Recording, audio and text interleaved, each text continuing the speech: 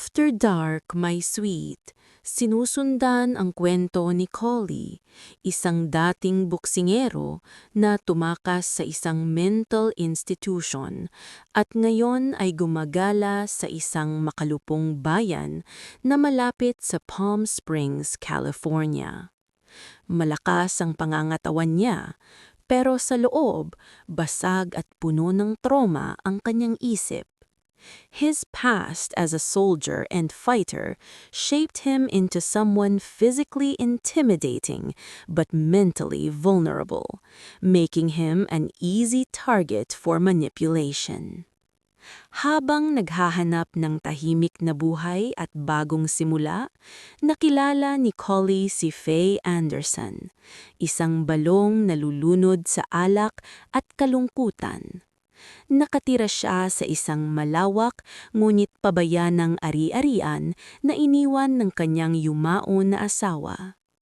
Inalok niya si Collie ng trabaho bilang handyman at isang trailer na matitirhan. Isang simpleng alok na unti-unting nagiging simula ng isang mapanganib na koneksyon. Ang kanilang relasyon ay hindi malinaw kung totoo bang may malasakit o purong paggamit lang sa isa't isa. Lalong gumulo ang sitwasyon nang dumating si Bod, tiyuhin ni Faye at dating pulis na kilala sa katiwalian. Mabilis niyang nakita ang kahinaan ni Collie, isang lalaking desperado, naliligaw at naghahanap ng direksyon sa buhay. Paulit-ulit na bumabalik sa isipan ni Collie ang kanyang nakaraan bilang isang fighter. Ang mga laban sa loob ng ring, ang mga suntok at ang mga piklat na iniwan ng matinding karahasan. Ang bawat marka sa kanyang katawan ay paalala ng isang buhay na matagal na niyang tinakasan pero hindi kailanman tunay na naiwan. Sa kanyang paglalagalag, nakilala rin niya ang isang doktor na taimtim na gustong tumulong sa kanya. Inalok siya ng pansamantalang tirahan at trabaho at hinikayat na bumalik sa psychiatric hospital para muling gamutin ang kanyang isipan. Sa unang pagkakataon, tila may pagkakataon si Collie na magsimula muli. Ngunit hindi nang tagal, iniwan din niya ang bahay ng doktor. Sa kabila ng tulong na inaalok sa kanya, mas nangingibabaw sa kanyang isip ang isang bagay, si Faye. Mula sa una pa lamang nilang pagkikita, tila nabighani na siya sa babae. May kung anong lungkot at misteryo kay Faye na humatak sa kanya palayo sa ligtas na landas na iniaalok ng doktor at papalapit sa isang mas madilim at mapanganib makapalaran. Hindi tumigil ang doktor sa paghahanap kay Collie. Sinundan niya ito hanggang sa mansyon ni Faye, determinadong ipaalam ang tunay na kalagayan ni Collie. Ngunit hinarang siya ni Collie sa mismong pintuan. Ayaw niyang malaman ni Faye ang kanyang kondisyon. Takot siyang kapag nalaman nito ang katotohanan, tuluyan siyang iiwan. Para kay Collie, si Faye na lamang ang natitirang dahilan upang manatili siyang buo. Sinamantala ito ni Bud, ang tiyuhin ni Faye. Nakita niya ang kahinaan ni Collie at ginamit ito upang isali siya sa isang kidnapping scheme, ang pagdukot sa anak ng isang mayamang negosyante kapalit ng ransom. Para kay Faye, ito ang huling pag-asa upang makaalis sa kanyang mga utang. Para kay Bud, isa lamang itong negosyo. Ngunit para kay Collie, ang plano ay tila nagbibigay sa kanya ng layunin kahit hindi niya alam kung tama ba o totoo ang lahat. Nagbigay si Collie ng ibang mungkahi. Sa halip na dukutin ang bata, iminungkahi niyang magpanggap na lamang silang tagapagligtas, na kunwari iniligtas nila ang bata upang makatanggap ng reward money sa halip na ransom. Ngulit mariim tinanggihan ni Bud ang ideya. Para sa kanya, walang lugar ang awa o risk sa plano. Matapos ang mga paghahanda, inakala ni Collie na sa wakas ay magiging malapit na siya kay Faye. Lininis niya ang sarili, nagmadaling bumalik sa mansion. Umaasang matitikman ang sandaling matagal na niyang hinahangad. Ngunit sa halip na si Faye, katahimikan ang bumungad sa kanya. Wala siya sa mansion. Walang bakas. Lalong naguluhan at nagalit si Collie. Unti-unting pumasok sa kanyang isipan ang mas masakit na posibilidad. Baka ginamit lamang siya ni Faye at ng kanyang tiyuhin mula pa sa simula. Dahil dito, napilitan siyang ituloy ang plano at magpanggap na wala siyang nalalaman. Dumating ang araw ng kidnapping. Sa unang pagkakataon, nagtagumpay si Collie na dukutin ang bata. Ngunit nang makita ito ni Bud, agad siyang nagalit. Hindi iyon ang batang target nila. Wala siyang ibang nagawa kundi ibalik ang bata. Sa ikalawang pagkakataon, naging matagumpay ang misyon. Ngulit sa halip na ginhawa, mas lalong nalito si Collie nang makita niya si Faye na kasama si Bud. Magkasama, tila may lihim na matagal nang itinatago sa kanya. Kinumpronta ni Collie si Faye, tinatanong kung alam ba nito ang buong plano ng anyang tiyuhin, ang pagdukot sa bata at ang paghingi ng ransom money. Doon niya nalaman ang isang mahalagang katotohanan.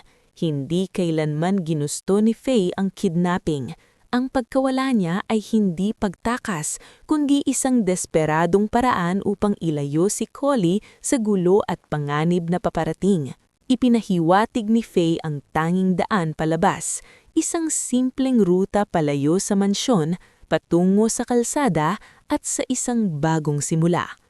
Ngunit para kay Collie, huli na ang lahat. Masyado na siyang malalim sa plano at hindi na niya alam kung alin ang totoo at alin ang panlilinlang. Habang tumatagal ang pagkakakulong ng bata, biglang lumala ang kalagayan nito. Malubha ang kondisyon. Kailangan nito ng insulin upang mabuhay. Ngunit para kay Bud, hadlang lamang ito sa pera. Handa niyang pabayaan ng bata basta makuha ang ransom. Hindi pumayag si Collie. Sa unang pagkakataon, malinaw ang kanyang desisyon. Agad siyang bumalik sa bahay ng doktor upang kunin ang mga kailangang gamot. Dahil sa kanyang ginawa, naagapan ang kondisyon ng bata at nailigtas ang buhay nito. Isang tahimik na patunay na sa kabila ng kanyang sirang isipan, may konsensya pa rin siyang pinanghahawakan. Ngulit, hindi rito nagtapos ang trahedya. Sa gitna ng matinding pagtatalo ni Collie at Faye, tuluyang gumuho ang natitirang kontrol ni Collie sa sarili. Ang kanyang pagkalito, selos at takot na maiwan ay nauwi sa isang mapanakit at maling desisyon na tuluyang sumira sa anumang natitirang tiwala sa pagitan nila. Sa puntong ito, malinaw na hindi na krimen ang sentro ng kwento, kundi ang pagbagsak ng isang tao na hindi kailanman gumaling mula sa kanyang mga sugat, pisikal man o psikolohikal. Habang papalapit ang plano sa katuparan, mas lalong nagiging hindi mapagkakatiwalaan ang sariling isipan ni Collie. Ang kanyang salaysay ay puno ng pagkalito at paranoia, takot na baka siya ang tunay na pinaglalaruan. Hindi na niya alam kung sino ang nagsasabi ng totoo o kung may katotohanan pa bang natitira. Pati ang doktor na tanging nais lamang siyang tulungan ay nadamay sa kanyang kaguluhan.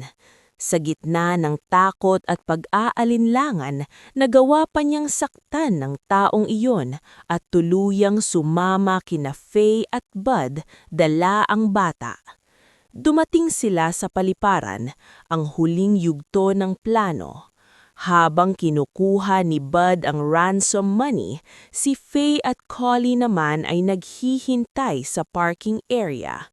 Kapwa kinakabahan sa dami ng pulis na nakapaligid. Sa unang tingin, tila magiging matagumpay ang lahat. Ngunit sa isang iglap, nagbago ang takbo ng kapalaran. Si Bud ay napatay ng isang armadong lalaki na tumbangay ng pera. Halos mahuli sina Collie at Faye nang sisitahin sila ng mga pulis sa parking area. Sa desperadong sandali, nagpakilala si Collie gamit ang isang lumang identidad, isang retiradong boksingero na kilala bilang Kid Collins, at sa hindi inaasahang pagkakataon, nakaligtas sila.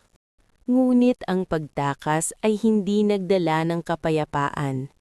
Sa gitna ng disyerto, malawak, mainit at tila walang hanggan, unti-unting bumagsak ang natitira sa kanilang pagkatao.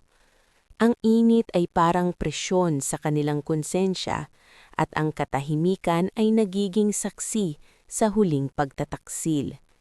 Sa pinakahuling sandali, tuluyang nawala ang kontrol ni Collie. Nang lumitaw ang banta sa buhay ng bata, napilitan si Faye na gumawa ng isang pasyang hindi na niya mababawi. Pinatay niya si Collie upang pigilan ang mas malaking trahedya.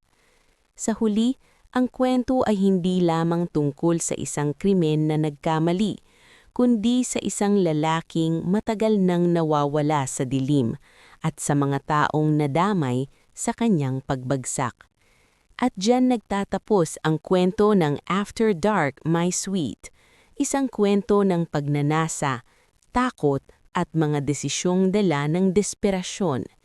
Si Collie, isang lalaking sugatan sa nakaraan, ay napadpad sa dilim ng mundo, habang sina Faye at Bud ay nagpatuloy sa kanilang sariling landas ng lihim at pagtataksil. Ang pelikulang ito ay nagpapakita na sa gitna ng init at kalawakan ng disyerto at sa mga pusong puno ng lihim, ang katotohanan at panlinlang ay madalas nagtatagpo. Kahit gaano kalakas o kalinaw ang katawan ng isang tao, ang kanyang isip at damdamin ay maaaring maging pinakamalaking kalaban. Sa huli, hindi lang krimen o kasakiman ang sentro ng kwento, kundi ang epekto ng trauma, pagnanasa at moral na desisyon sa bawat isa. Isang paalala na sa dilim ng buhay, minsan ang pinakamasakit na laban ay ang pakikipaglaban sa sarili. Maraming salamat sa panonood at huwag kalimutang i-like, share at subscribe para sa higit pang movie recaps na puno ng kwento at aral.